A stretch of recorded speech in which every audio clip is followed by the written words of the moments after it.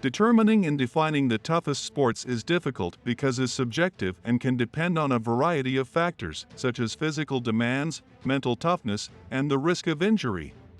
And we are associating those factors with manliness.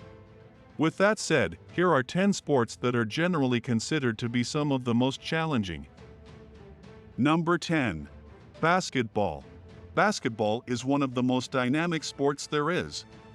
Combined with the frequency of matches in one season that typically lasts for several months and includes as many games as 34 in the EuroLeague to 82 in the NBA, it's made in our list. Number 9. Football. Football, also known as soccer in some parts of the world, is considered a tough sport for several reasons.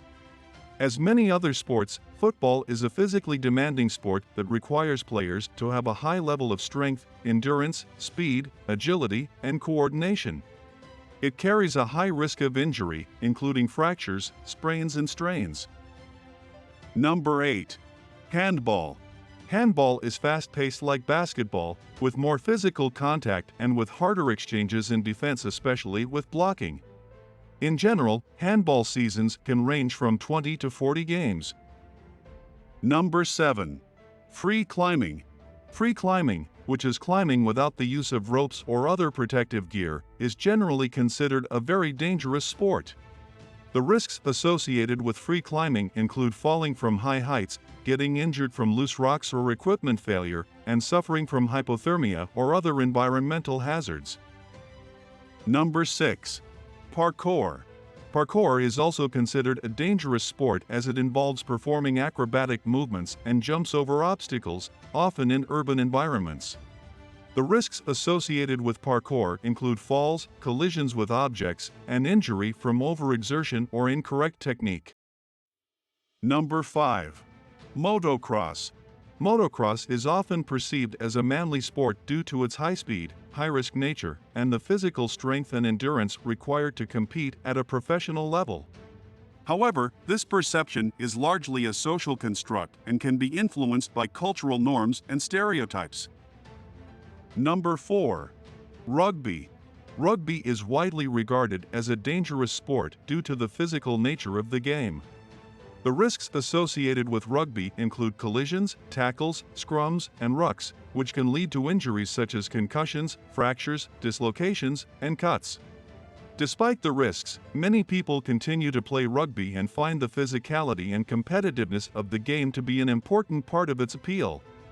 To mitigate the risks of injury, rugby organizations have implemented a variety of safety measures, including changes to the laws of the game, improved player education, and advances in protective equipment. Number 3. Mixed martial arts. MMA is a highly entertaining and exciting sport to watch, featuring a wide range of techniques and fighting styles. MMA fighters are skilled in a variety of disciplines, including boxing, wrestling, Brazilian Jiu-Jitsu, Muay Thai, and more, making each fight a unique and dynamic experience.